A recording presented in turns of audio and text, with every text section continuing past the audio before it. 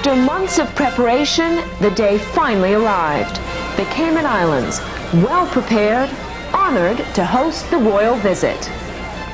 Grand Cayman was the 5th stop on Her Majesty Queen Elizabeth II and His Royal Highness the Duke of Edinburgh's tour of the Caribbean, Latin America, and Bermuda.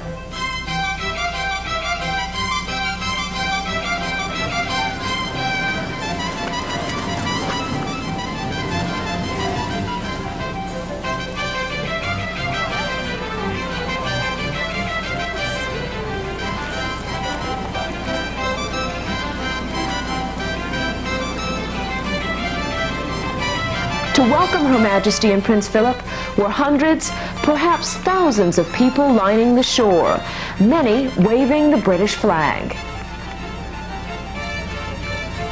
The royal couple was met by His Excellency the Governor and Mrs. Gore, who introduced them to local dignitaries.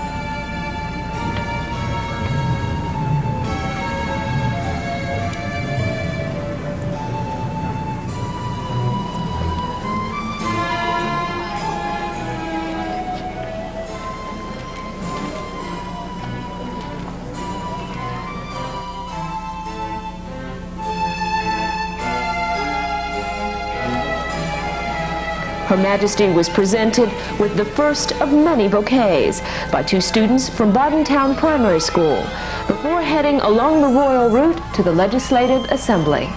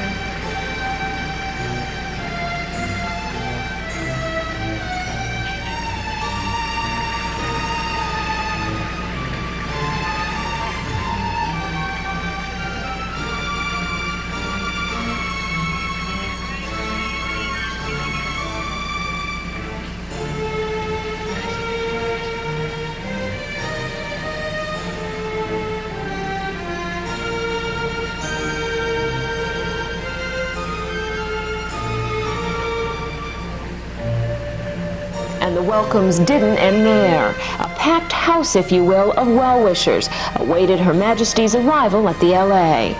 Shortly before that arrival, the Guard of Honor from the Royal Cayman Islands Police Force took their positions, where they would soon be inspected by Her Majesty.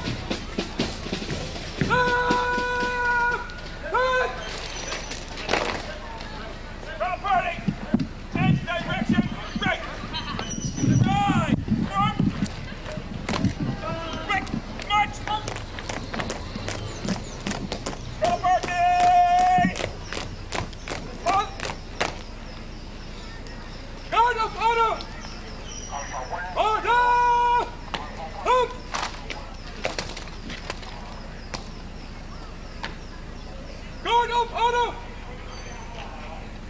An open order! Left and right! Yes!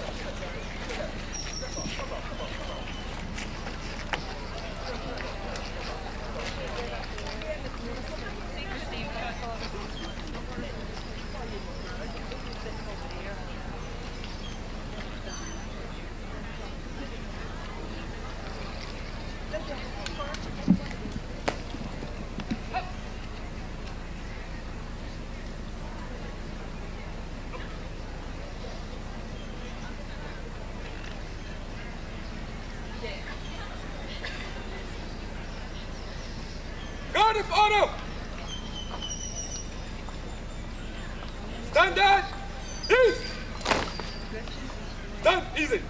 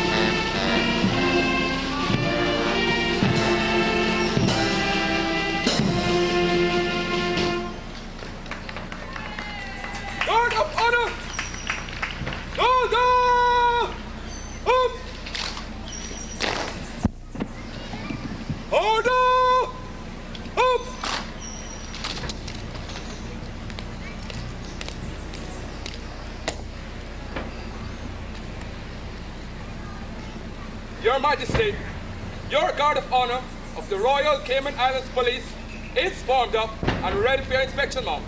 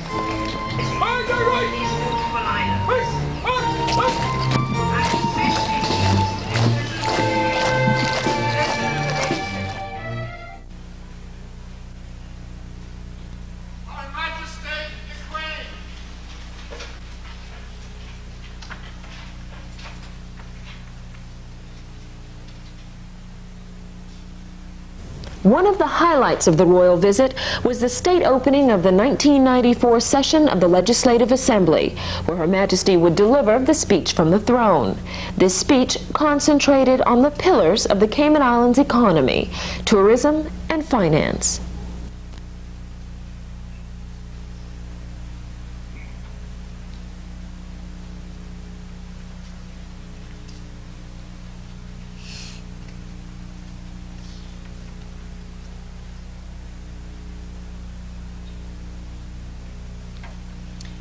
Pray be seated.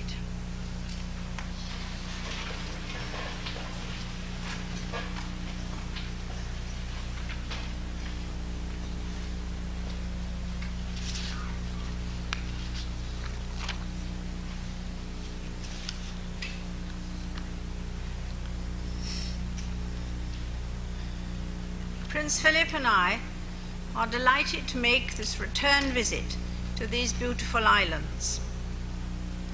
I am especially pleased to be present today to open the Legislative Assembly and to deliver my speech in person.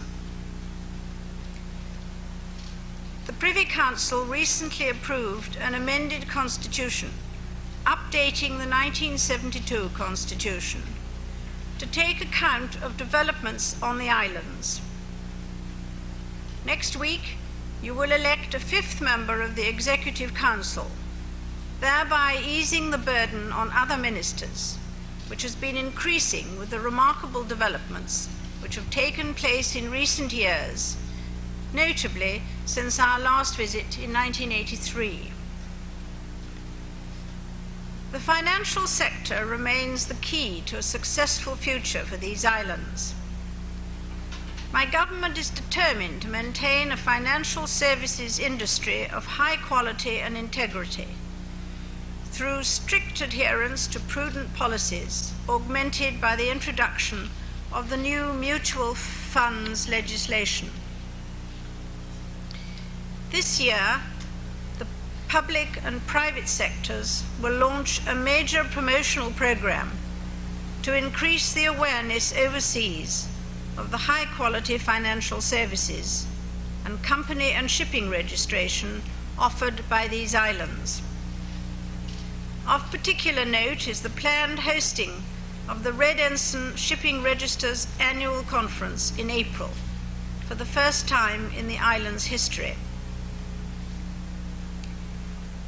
Cayman Airways Limited saw its fleet of aircraft reduced in 1993 as the company streamlined its operations. In so doing, it considerably eased its debt burden and can concentrate this year on improving its cost effectiveness and its service to customers. My government will strive to maintain Cayman Airways' share of the air traffic market through the Bermuda II negotiations. The tourism sector registered a significant increase in air passenger arrivals on the islands in 1993. Thereby providing much-needed stimulation of the economy. Plans are now in place to put more emphasis on advertising for the lucrative European market. In this context, my government will lay particular emphasis on the need to protect the natural environment and wildlife of the islands. I much look forward to opening the National Botanic Park tomorrow. A long-range strategic plan for the education system will be embarked upon, with the full participation of administrators, teachers, parents, students, and the community. The promotion of health in the country will receive high priority this year, and my government proposed to put in place a national health insurance scheme by the end of the year. Phase 1 of the upgrading of Georgetown Hospital will be carried out this year, and new health care centres are planned for the districts of West Bay and Bodden Town. This year, celebrated as the International Year of the Family, my government will continue to place much emphasis on programs which enhance the family unit and address the needs of children and young people who require special attention and support in the face of many stresses.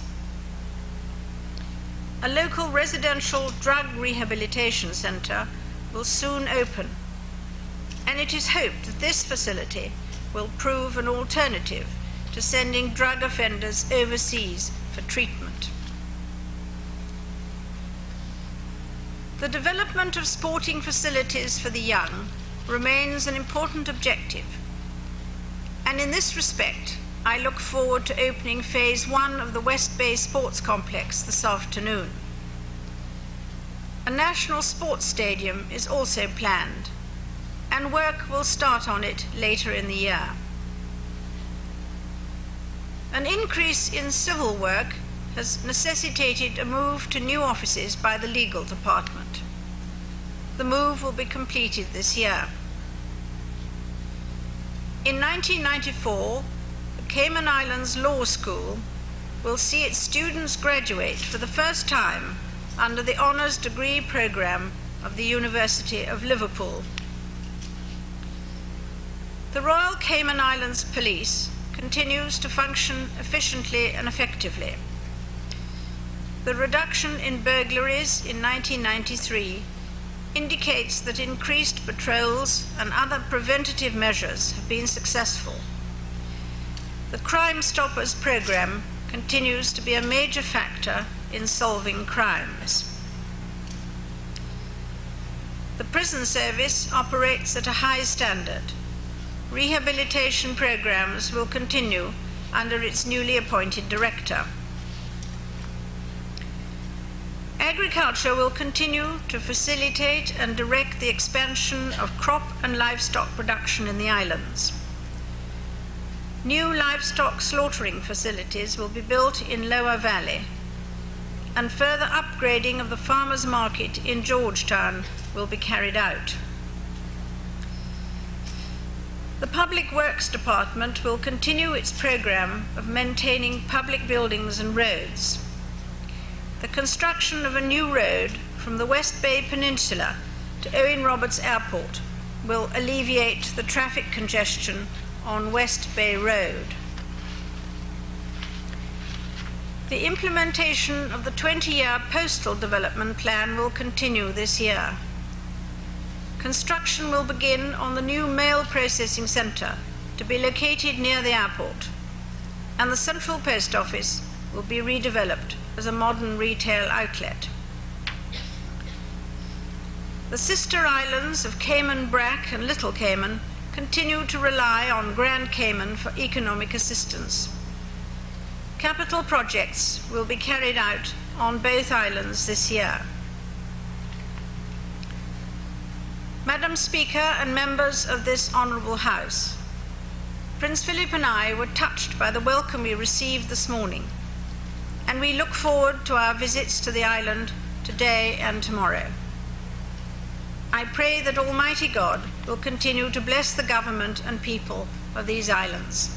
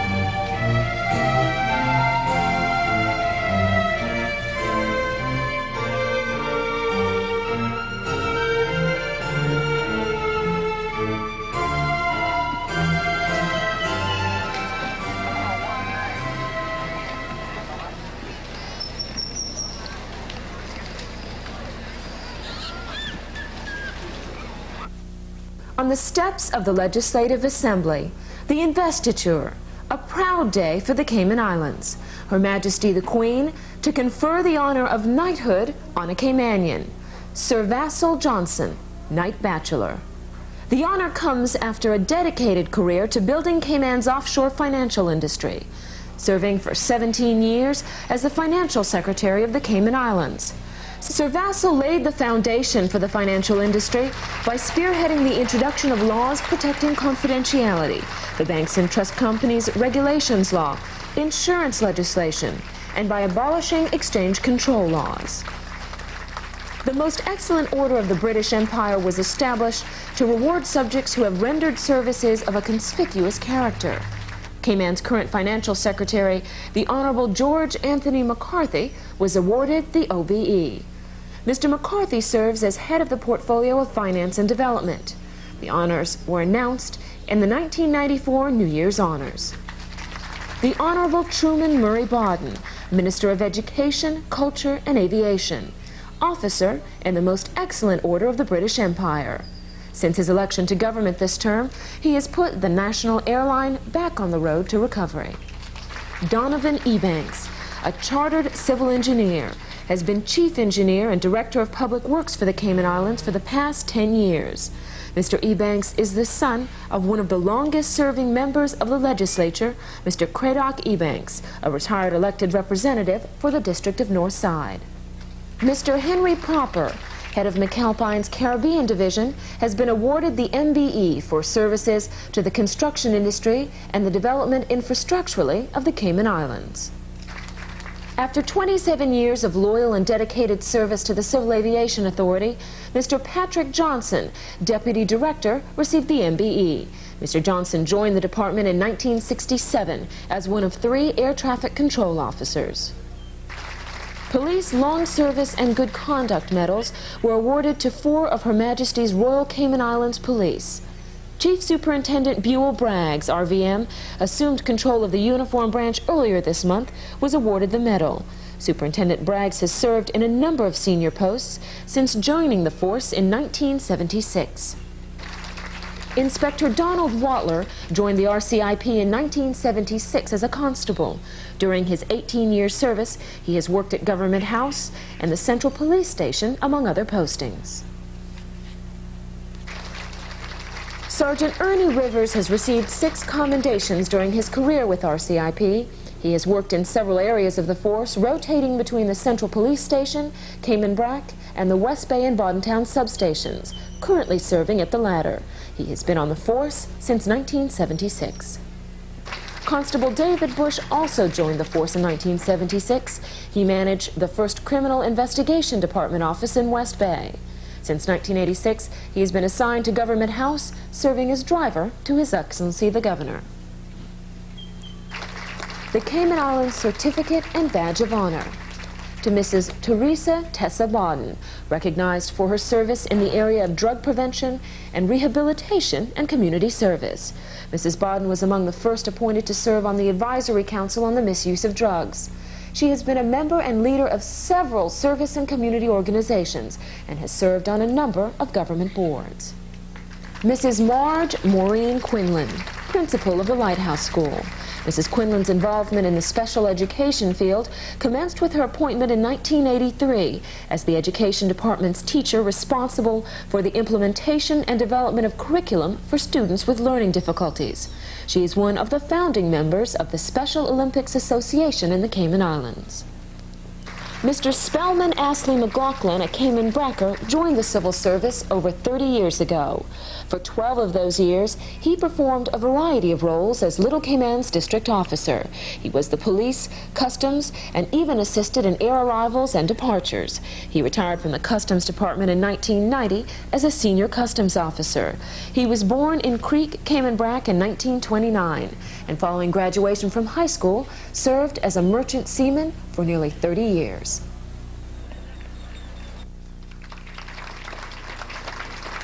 Following the investiture, it was time for gift giving, and Father of the House, as he's been referred to, since he is the longest-serving member, the Honorable John McLean officially welcomed the Queen and presented her with a gift. It is a Caymanite sculpture featuring 2 hawksbill turtles. It was designed and created by Mr. Eddie Scott of Cayman Brac. The turtles are mounted on a base of solid East End Caymanite.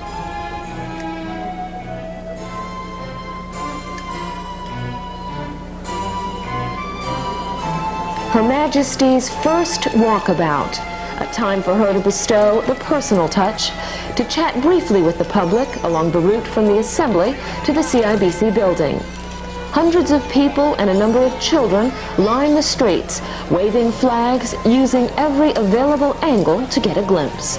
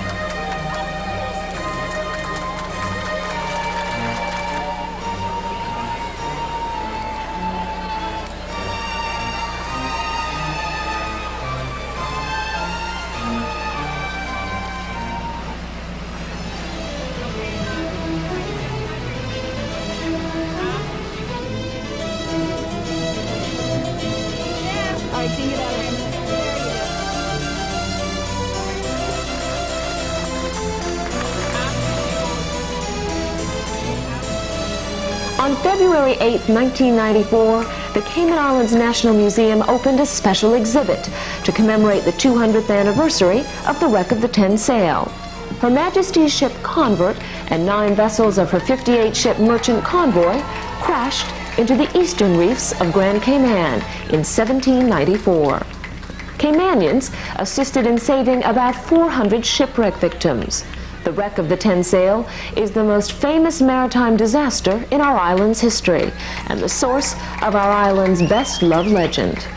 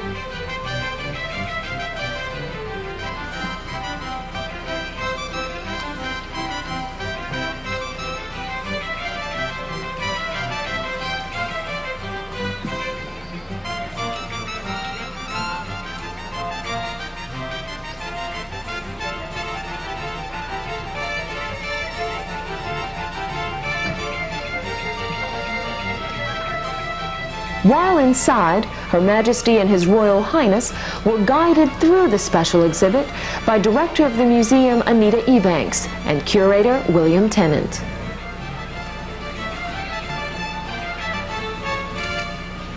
Before leaving, the Honorable Truman Bawden presented Her Majesty with a gift of a paper sculpture of the sister ship to the HMS Convert. The sculpture was created by Mr. Gerald Hebert, a local resident from Canada, previously a member of the museum staff.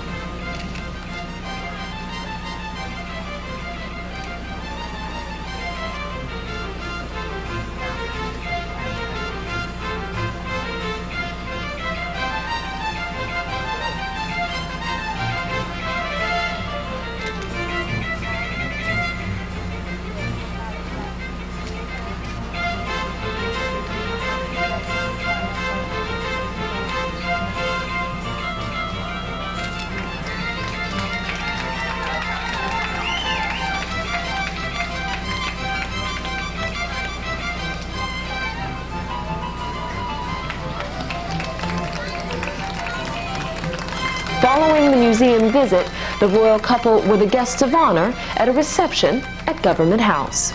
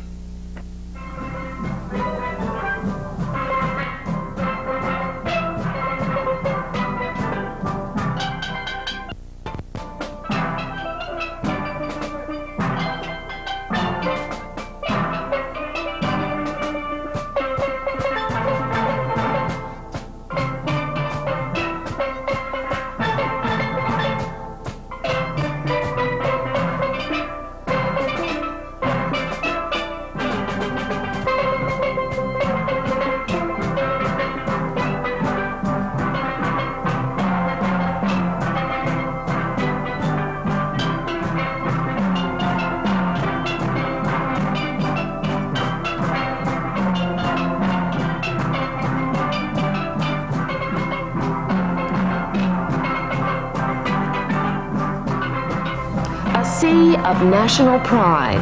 Colors, red, white, and blue. Children donning their school uniforms, awaiting Her Majesty's arrival for the official opening of Phase 1 of the Ed Bush Sports Center. Okay, I represent Shauna's Early World of Learning Center in West Bay, and we've been practicing the children, and they're surely all excited about seeing the Queen, and I am as well. I think the whole thing, it looks very nice, and I'm excited about it. It's a great day for football in the Cayman Islands, and not only for the District of West Bay, but also for the entire country. And very important is the fact that this is a benchmark for the region.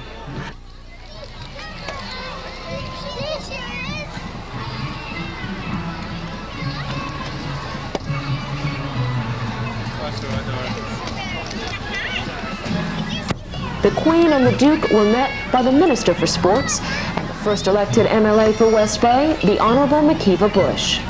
Also on hand, as part of the official party, persons instrumental in the development of sports, football in particular in the Cayman Islands.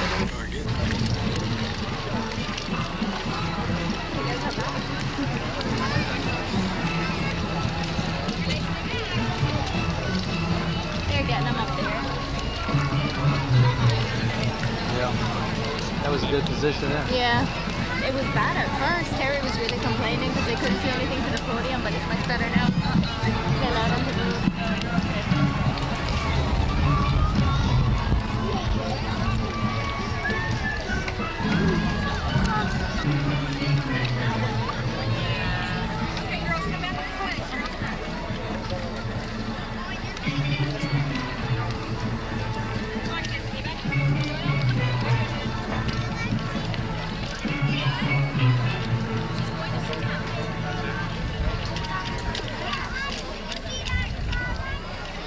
Your Majesty, Her Royal Highness, His Excellency the Governor and Mrs. Gore, honorable colleagues, Honorable Mr. Lennox Boyd, visiting football officials, ladies and gentlemen, boys and girls, on behalf of the people of the Cayman Islands, and in particular the people of West Bay, it is my most pleasant privilege to welcome Your Majesty and Your Royal Highness to our district of West Bay. I would like to feel that this item on your program makes it a family day for you. Certainly, our large and loyal family of West Bayers has embraced this visit of Your Majesty and Your Royal Highness most warmly. That is because the people of the Cayman Islands love you, Your Majesty, and is loyal to the Union Jack.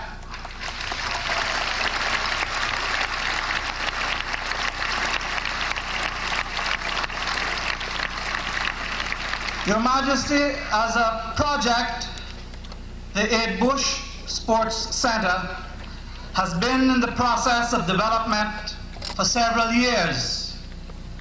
The government is pleased to have Phase 1 completed thus far, equipping us to offer facilities at the required standards for hosting regional and international football games. I am delighted that the first of these regional games will be the Shell Cup Games, which opens next week.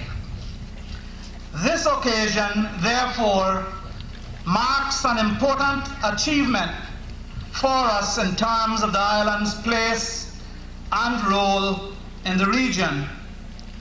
Perhaps more importantly, the opening of this facility this afternoon will no doubt prove a significant benchmark in our local sports development program.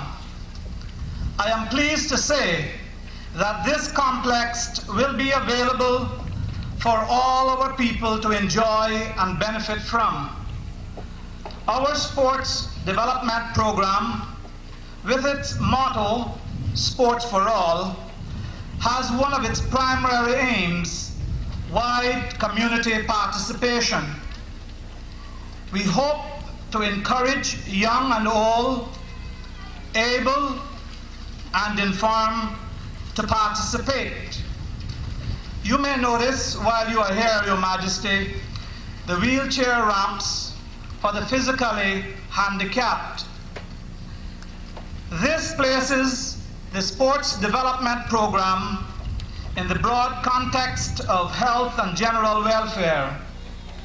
We stress the link between regular exercise and both mental and physical fitness. We have also taken aboard the association between community participation in sports and the social well-being of our communities and families. We are firmly committed to the view that there is nothing more valuable to us as an island country and to us as a people than healthy, strong, well-integrated family units. We must provide the resources to enable our families to fulfill those basic requirements. Then and only then can they rise to the challenge of providing a loving, caring, and giving family environment. And I must confess, Your Majesty and Your Royal Highness, that though this may be the shortest speech of my political career, I cannot resist the temptation to appeal to our parents gathered here this afternoon. Parents, we need to continue to play our part in our children's education and our children's training. Ensure that our children attend school, ensure that they do their homework, and let us as parents attend the Parent-Teachers Association meetings. This is the only way that we can be assured that these Cayman Islands will continue to carve a place for itself in an increasingly demanding world. That level of support also is necessary for the success of our sports program. Let us all do our part. Your Majesty, I affirm that as one entrusted with this important area of leadership, I will do my part. The government will continue to invest in our most precious asset, our people and our families. This sports center will serve as a model on an appropriate scale for facilities planned for other districts. We will continue to demonstrate our commitment to preparing the Cayman Islands to meet the challenges of the 21st century. The late Thomas Eddington Bush or Aid Bush, after whom this facility is named, and who gave many times beyond the call of normal duty, died a relatively young man. But we shall remember him for his humor, and as the cricketer, the footballer, the sports announcer, and the loyal civil servant who made such an enormous effort to raise the profile of sports in this territory. He is justly and fittingly remembered in the name of this center. It is now my very pleasant duty to ask you to unveil the plaque declaring this facility open for the enhancement and development of our people through sporting activities.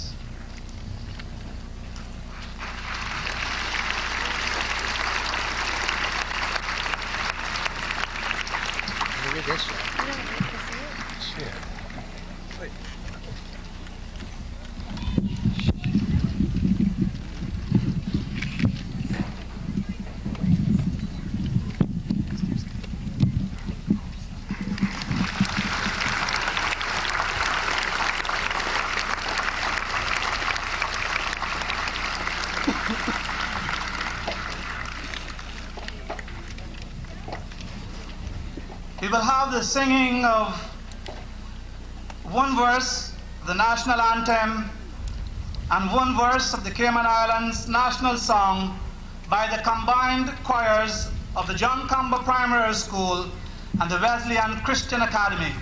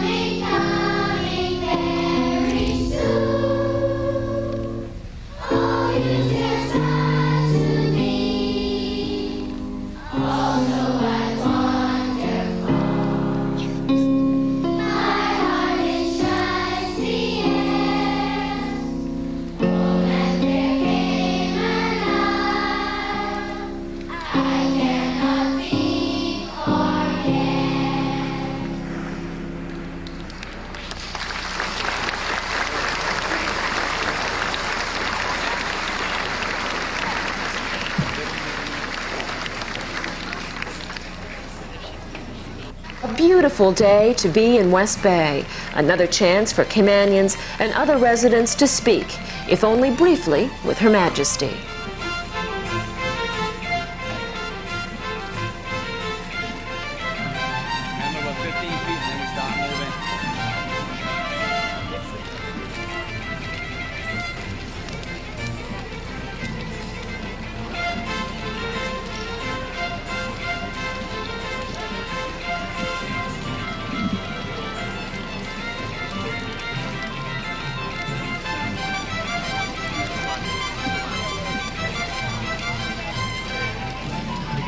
Close, let's move back a bit.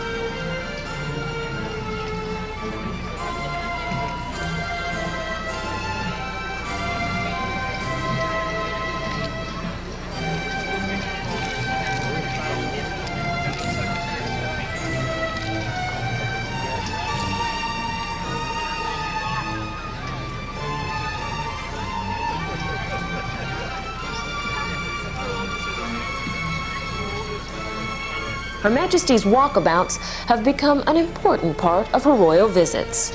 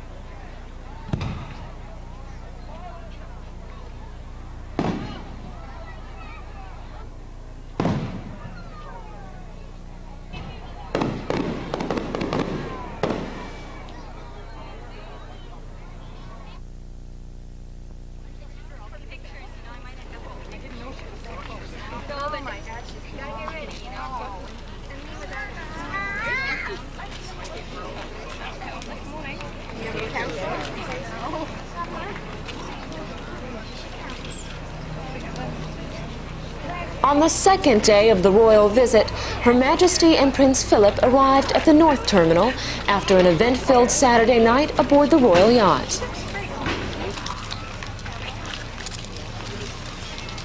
Escorted by His Excellency the Governor and Mrs. Gore, they walked from the harbor to Elmsley Memorial Church, where they were met by the Reverend Chris Bailey.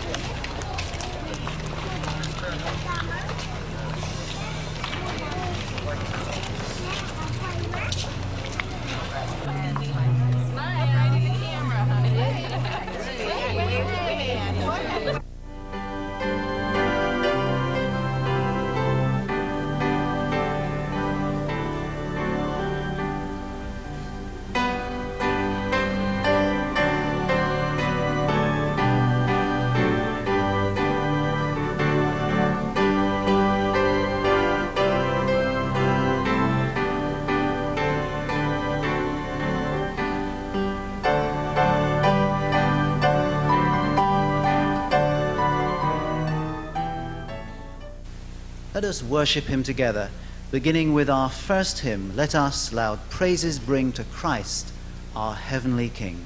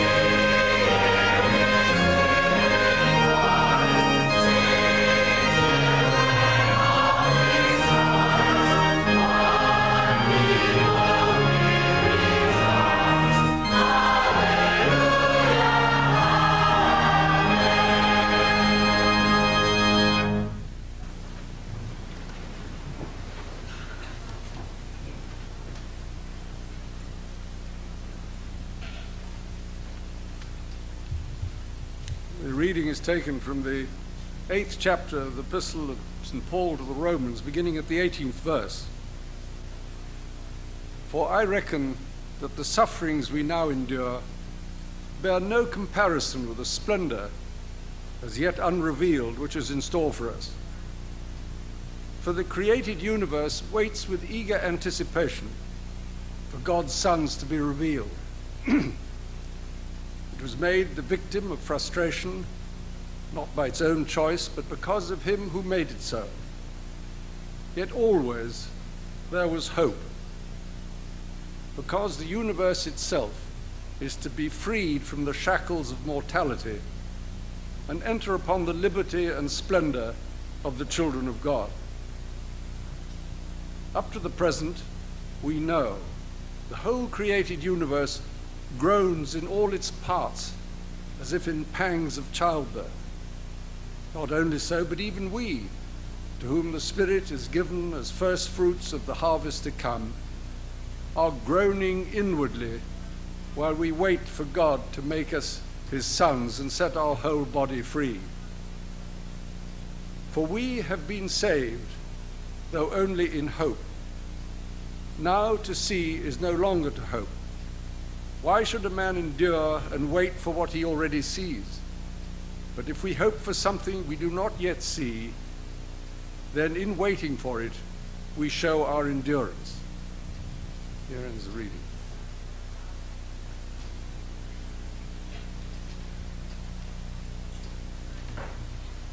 These three remain: faith and hope and love, and the greatest of them is love. which is why I chose the other two for this morning's purpose. Because, not just to be difficult, as some of you know I can be with use of text and doing the unexpected, but rather because we usually focus on the love bit. We can't ignore it because the other two are subservient to it, because love is the greatest. But perhaps we don't pause as often as we might to contemplate the other two in their relationship to love, that is, faith and hope. Love first, though, a little. Love is the greatest. The basis for all love that is truly love, and not just the appearance of love, is the love that is in God himself, comes from his very nature. We love him indeed because he first loved us. And all that is genuine of love springs from the fact that our Creator has a heart of love, and that he is a living God who, by the living power of the Spirit, shares his love in us, through us, to us, from us.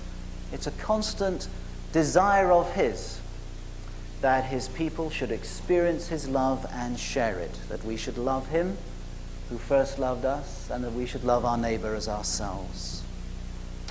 This love of which the Bible speaks is not the soft and sentimental thing that the word love is sometimes used to mean. Far from that. It is something very deep and very profound and very strong. It's the love that constrained Jesus to continue his path to the cross when, like anybody else faced with such a death, he desired so strongly to avoid it. But he had a deeper desire to face it, a deeper obedience that belonged to the purpose of God and his love. It was out of love that he faced that cross for us. And its full pain, something which we do not understand, because it was more than a physical pain, as he bore our sins in his body on the tree.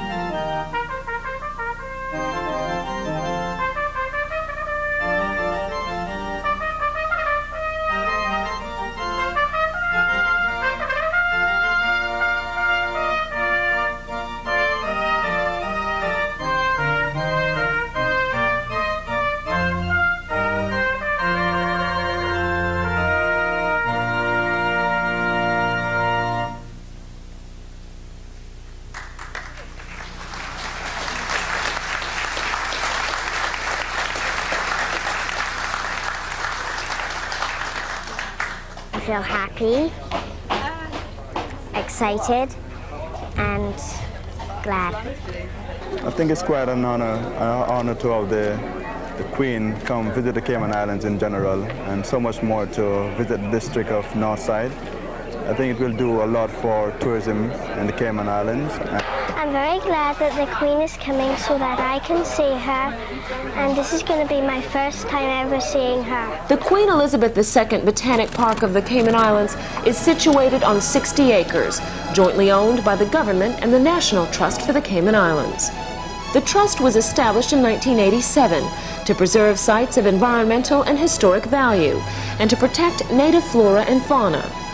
Physical work began in earnest in the park in 1991, after hundreds of man-hours surveying the site and documenting its vegetation.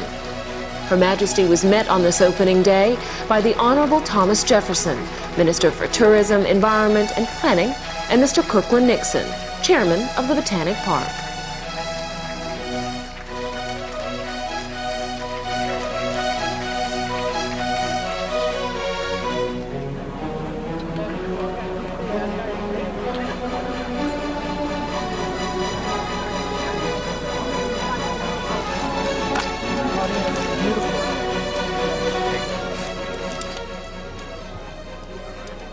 Your Majesty, Your Royal Highness, His Excellency the Governor and Mrs. Gore, Honorable Mark Lennox Boyd, ladies and gentlemen, boys and girls.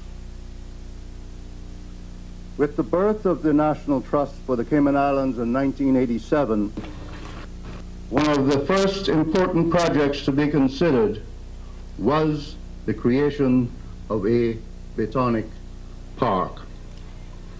It was conceived by Mr. Kirkland Nixon while serving as the first elected chairman of the trust. He formed a committee to pursue that goal and has continued to steer the development of the park ever since. The first problem of finding suitable land was solved in 1988 when land was acquired for government through Mr. Bobby Barton, who was vice chairman of the trust. The government then arranged for title to the splendid 60 acres which now comprises the park to be held by itself and the trust. We are especially grateful to our two neighboring landowners, Mr. Barton and Mr. Kirby, who have provided generous access to the land, enabling the planting and beautification of its approaches. Sadly, time on this occasion does not allow me to mention all the other people responsible for the incredible progress which has been made, but proper recognition of their contribution will be made public. An early decision was made to focus on conservation and to disturb the woodland as little as possible. The initial stages of development were slow and difficult. The first 50-meter grid was carried out by volunteers, and the roads and trails were hand-cut with the assistance of the prison department.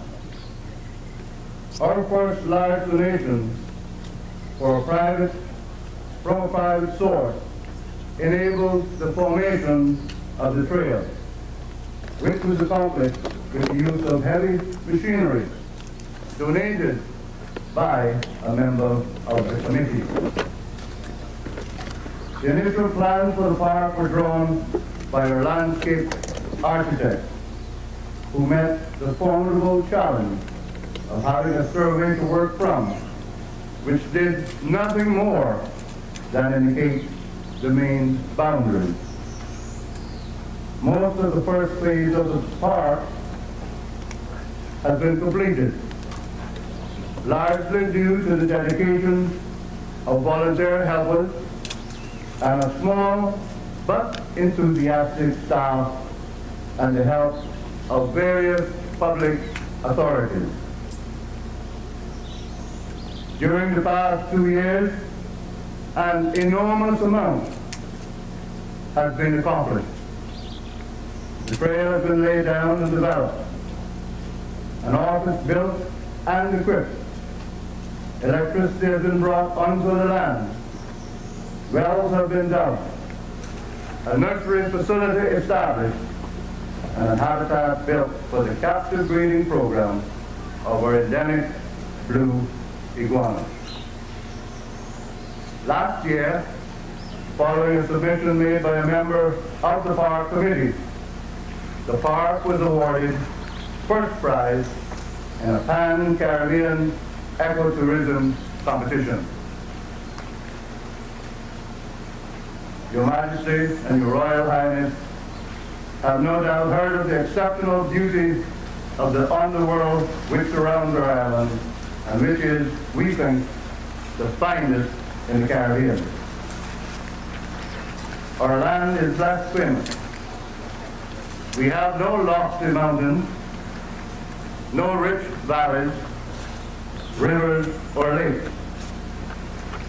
We can boast no rainforest, nor do we have any beautiful waterfalls. A walk, however, around the nature trail in this park will demonstrate the complex miracles of our island. One can clearly see the interdependence of all the elements which make up this land. Its fragile composition of water, rock and soil, its plants and animals, and the extraordinary way in which the terrain is organized into different habitats to accommodate all their requirements. I believe that many of today's Caymanians are coming to appreciate the fragility and the importance of their environment in a way that their forefathers understood it and enabled them to adapt to it for their survival.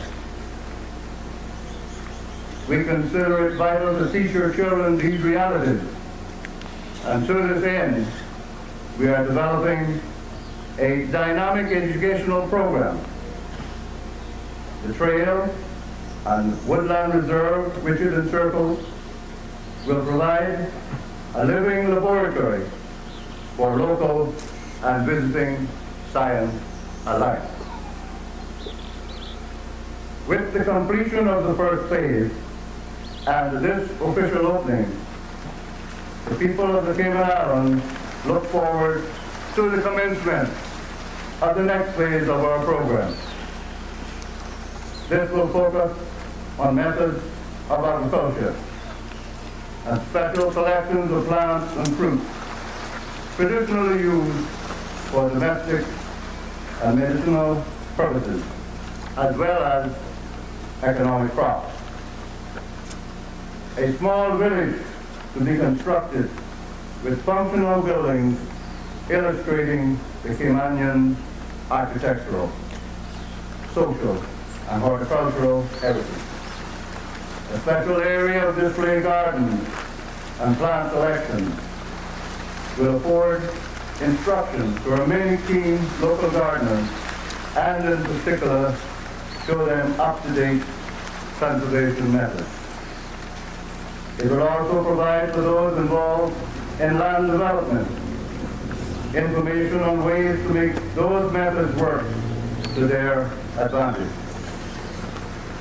The long-term aim for this project is to create a place of great beauty for the inspiration, information, and pleasure of everyone who visits our park. Your Majesty, it is a great honor for us all to welcome you here to open our park, and for us to be able to name the Queen Elizabeth II Botanic Park. We will all strive to ensure that we create a national park which Your Majesty will be proud to have favored with your name. May I invite you now, Your Majesty, to unveil the plaque declaring the park officially open.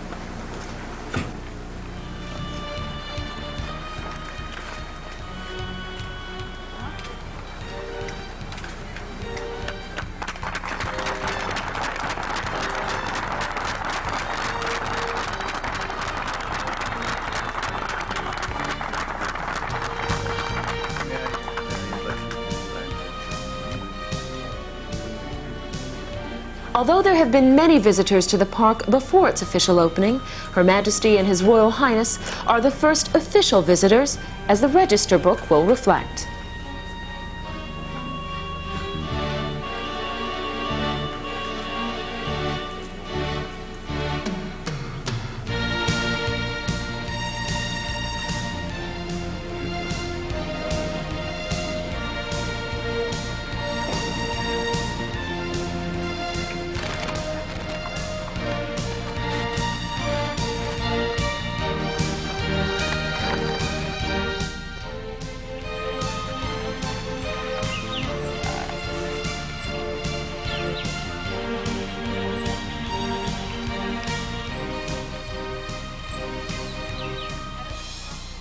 The tour began the same way yours would, at the new home of two of Cayman's endangered blue iguanas. The iguana habitat was made possible in part through funding from the Worldwide Fund for Nature in the UK. The funds were used to help build the enclosure, which make it possible for people at the Botanic Park to view Cayman's iguanas.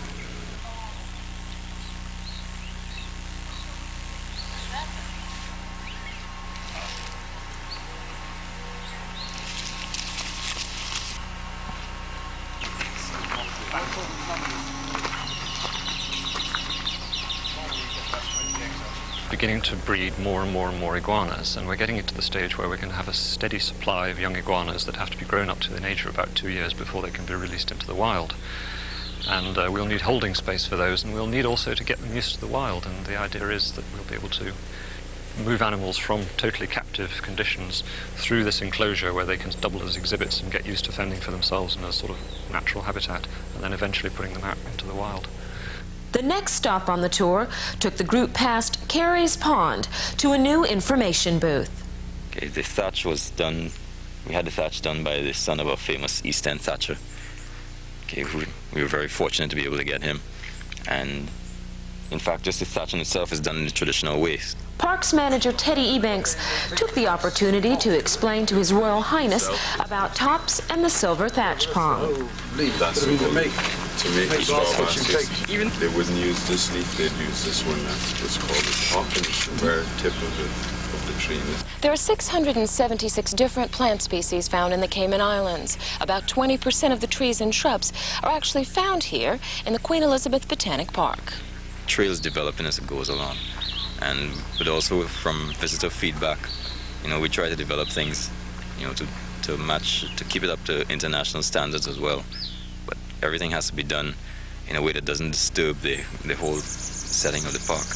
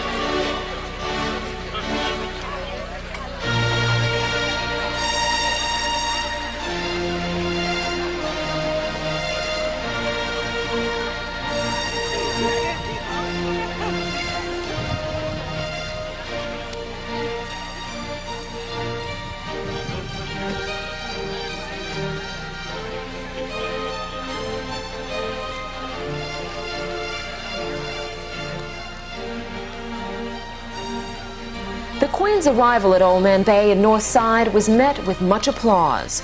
MLA Mrs. Edna Moyle met Her Majesty and other members of the royal party. She was presented with a bouquet by a student from the North Side Primary School, and a number of people lined the path, hoping for just a glimpse or a chance to say hello. Northsiders are known for their talents in art and craft.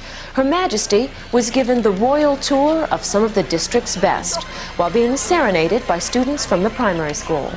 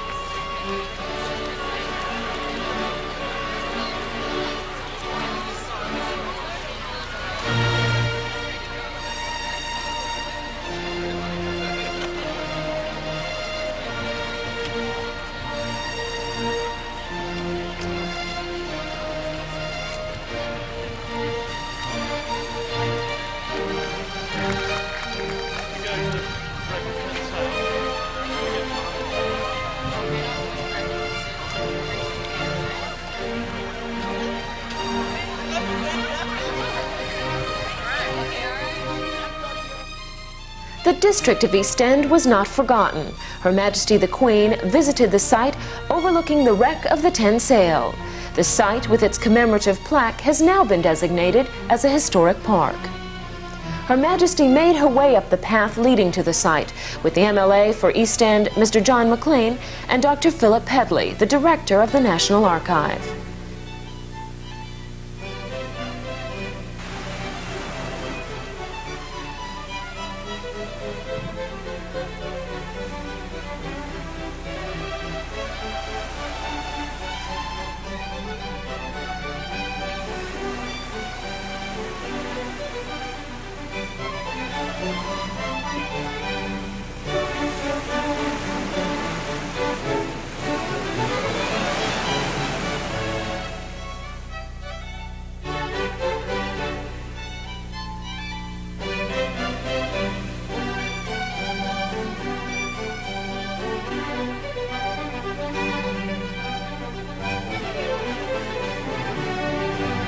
After briefly speaking with Mr. McLean and looking over the most breathtaking view of the 10 sails wreck, Her Majesty then proceeded toward the crowds awaiting her. After a walkabout filled with greetings, it was departure time and on to Bodentown.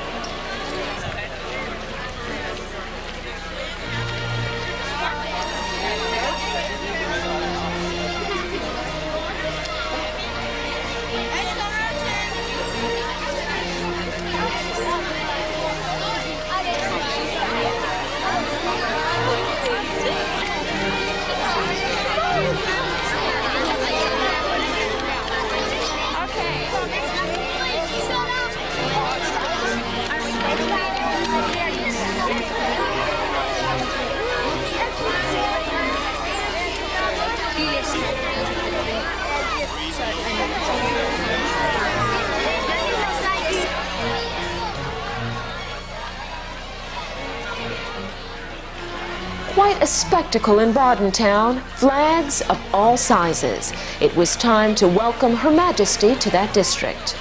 And by the time she arrived, flags started to appear from every corner, and there were cheers of appreciation and warm smiles of welcome. There was a display of handiwork fit for the Queen. MLAs Roy Bodden, Anthony Eden, and Heg Bodden were on hand to meet her where she was, once again, presented with a bouquet. She was then taken to meet some of the residents of the district.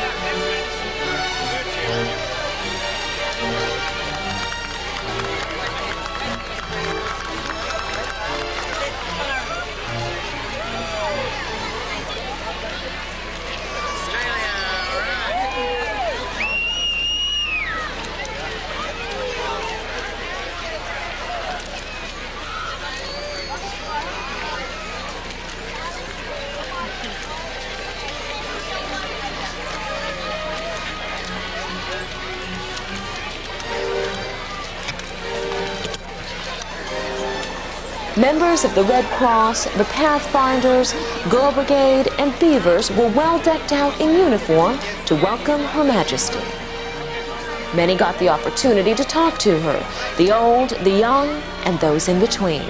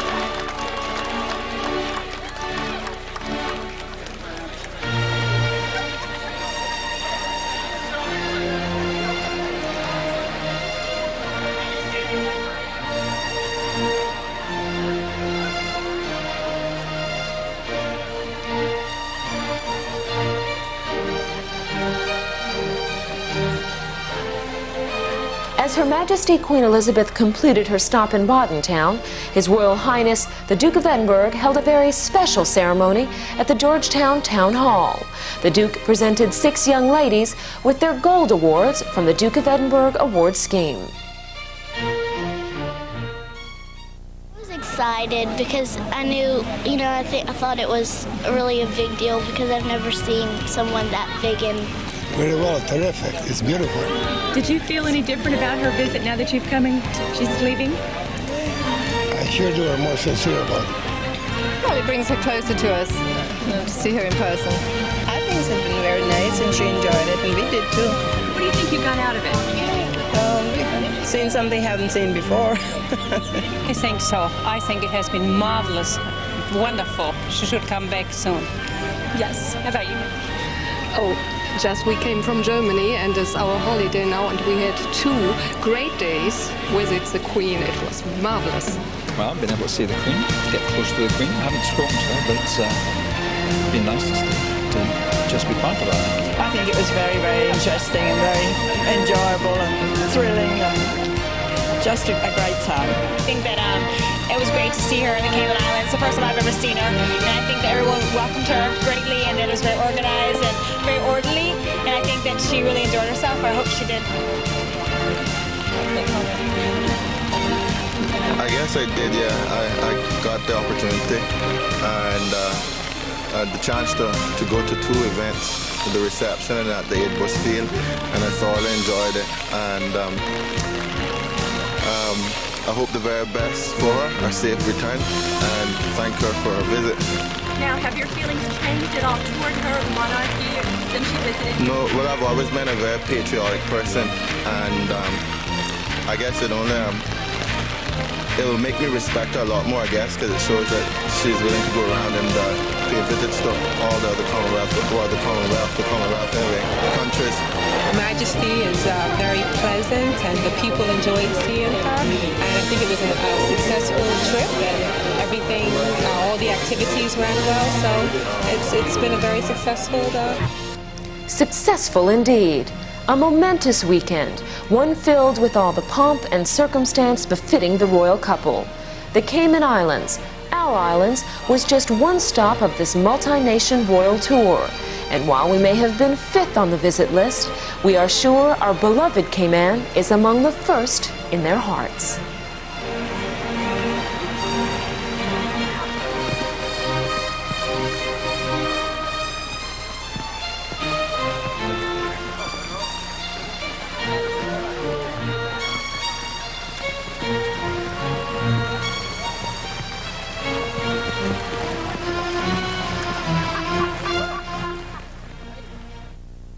The visit went very well, and apart from the parting showers, it has gone exactly according to the program, and the feedback we've got from our visitors is that they've thoroughly enjoyed the visit.